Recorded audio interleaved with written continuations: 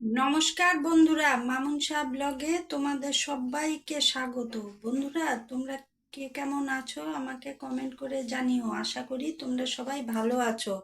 আজকে দুপুরের মেনু দেখো কি কি হয়েছে। এই দেখো ভাত। বন্ধুরা, আজকে তো কিছু করিনি। এই যে আলু সিদ্ধ, শুকনো লঙ্কা দিয়ে ভেজে মাখলাম লবণ তেল দিয়ে।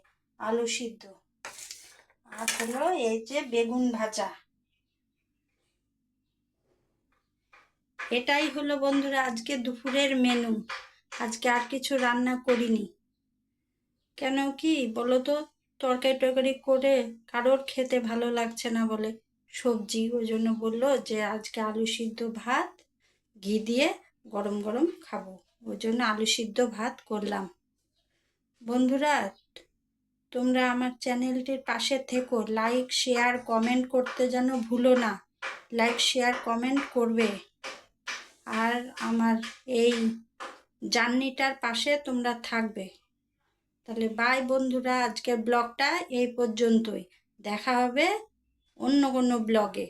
তাহলে বাই বন্ধুরা, বাই বাই।